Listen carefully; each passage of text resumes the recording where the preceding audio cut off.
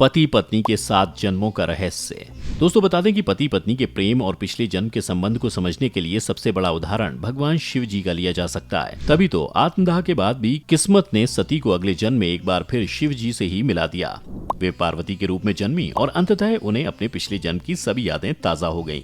भगवान शिव तो अंतर्यामी थे, वे सब जानते थे। इस कहानी से तो इस बात का संकेत मिल रहा है कि पति और पत्नी में पिछले जन्म का कोई ना कोई रिश्ता जरूर होता है। और हिंदू धर्म शास्त्रों की माने तो विवाह पति और पत्नी के बीच जन्म जन्मांतरों का संबंध होता है, जिसे कि किसी भी परिस्थिति में तोड़ा नहीं जा सकता। अग्नि के 7 फेरे लेकर और ध्रुव तारे को साक्षी मानकर 2 तन मन तथा आत्मा एक पवित्र बंधन में बंध जाते हैं। मित्रों, यहाँ सबसे गौर करने वाली बात यह है कि हिंदू विवाह पद्धति के अनुसार पति और पत्नी के बीच शारीरिक संबंध से अधिक आत्मिक संबंध को महत्व दिया जाता है और ये संबंध धार्मिक रीति से किए गए विवाह और विवाह के वचन और फेरों को ध्यान में रखने तथा विश्वास को हासिल करने से कायम होते हैं। हालांकि जिस व्यक्ति को धर्म, अध्यात्म और दर्शन का ज्ञान नहीं होता, उसके लिए विवाह एक साधारण सा संस्कार मात्र ही होता है, जबकि धार्मिक दृष्टि से विवाह का महत्व कहीं ज्यादा होता है। वैसे हिंदू धर्म में 8 प्रकार के विवाह बताए गए हैं। उनमें से ब्रह्म विवाह को सबसे उत्तम माना गया है, क्योंकि ब्रह्म विवाह से संपन्न विवाह में प्रेम, विश्वास, समर्पण, अपनत्व, सम्मान और रिश्तों की अहमियत को समझा जाता है। परिवार की संपूर्ण सहमति से किए गए ब्रह्म विवाह में दोनों पति और पत्नी एक दूसरे का सम्मान रखते हुए परस्पर प्रेम पूर्वक जीवन यापन करते हैं। 7 फेरे के दौरान लिए गए वचनों को हर वक्त याद रखते हुए वे अपने कुल और खानदान के सम्मान का भी ध्यान रखते हैं। फेरों के लिए गए 7 वचन का बहुत बड़ा महत्व माना गया है। इन वचनों के माध्यम से दूल्हा और दुल्हन एक दूसरे को अपने कर्तव्यों और अधिकारों के बारे में बताते हैं, या यूं कहें कि जीवन में अपनी अहमियत को सुनिश्चित करते हैं। शादी के 7 वचनों में से 4 वचन लड़के लेता है तो 3 वचन लड़की लेती है। इसलिए मित्रों, जब पति और पत्नी का चित्त एक दूसरे के लिए गति करता है और वे एक दूसरे के प्रति प्रेम, अनुराग और आसक्ति से भर जाते हैं, तब माना जाता है कि उनका इस जन्म में तो क्या, अगले जन्म में भी अलग होना संभव नहीं होता। चित्त की वह गति ही उन्हें पुनः एक कर देती है। जब एक स्त्री और पुरुष एक दूसरे से बेपनाह प्रेम करते हैं तो निश्चित ही यह प्रेम उन्हें अगले जन्म में पुनः किसी न किसी तरह फिर से एक कर देता है। ऐसा माना जाता है कि ये सभी प्रकृति प्रदत्त ही होता है। कहते हैं कि जैसी मति वैसी गति, जैसी गति वैसा जन्म, अर्थात मन में जैसे भाव होंगे परिणाम भी वैसा ही आएगा।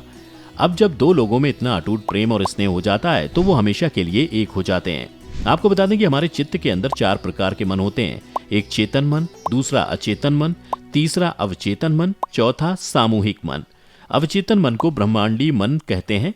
मित्रों, कई बार ऐसा होता है कि आप पहली मुलाकात के बाद ही किसी के दीवाने हो जाते हैं, या यूं कहें कि वो आपके स्मृति पटल पर समा जाता है।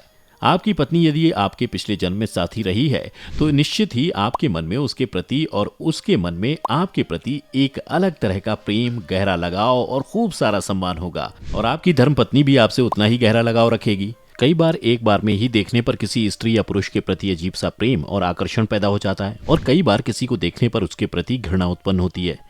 हिंदू धर्म के अनुसार हमारे चित्त या अंतःकरण में लाखों जन्मों की स्मृतियां संरक्षित होती हैं और वे हमें स्पष्ट तौर पर समझ में नहीं आती हैं।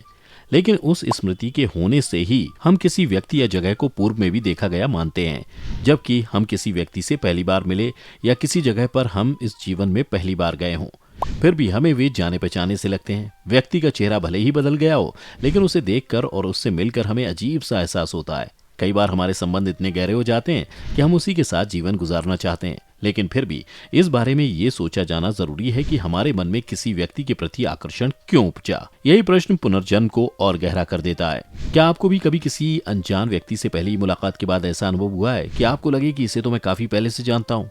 असल में अवचेतन मन में हमारे अगले पिछले सभी जन्मों की स्मृतियां और संचित कर्म संचित रहते हैं। जब हम किसी ऐसे व्यक्ति से मिलते हैं जो हमारे पिछले जन्म का साथी था, तो हम उसके संपर्क में आते ही उसके चित्त से जुड़ जाते हैं, या कि उसका और हमारा आभा मंडल जब एक दूसरे से टकराता है तो कुछ अच्छी अनुभूति होती है और हम सहज ही एक दूसरे के प्रति समर्पण और प्रेमपूर्ण भाव से भर जाते हैं।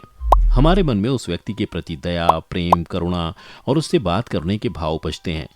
यहाँ ध्यान रखना ये जरूरी है कि कौन से भाव आपके भीतर जन्म ले रहे हैं। हो सकता है कि महज शारीरिक सुंदरता के कारण ही आकर्षण हो, मगर अगर ये जुड़ाव लंबा चला और आगे चलकर एक नए रिश्ते में तब्दील हुआ तो पुनर्जन्म की संभावना से इनकार नहीं किया जा सकता। कई बार ऐसा भी देखा गया है कि 2 बिल्कुल अलग अलग संस्कृतियों के लोगों में गहरे प्रेम के बाद विवाह भी हो जाता है और वह सफल भी रहता है। ऐसे रिश्ते जब हमारे सामने आते हैं तो पुनर्जन्म के सिद्धांत को मजबूती मिल जाती है, क्योंकि यहाँ दोनों की सारी चीजें, भाषा, खान पान, वेशभूषा सब अलग था, पर इसके बाद भी दोनों में प्रेम उपजा और पवित्र बंधन में भी बंधा। अगर आपके मन में इससे जुड़ी कोई और भी जिज्ञासा है तो नीचे कमेंट करके अवश्य बताएं।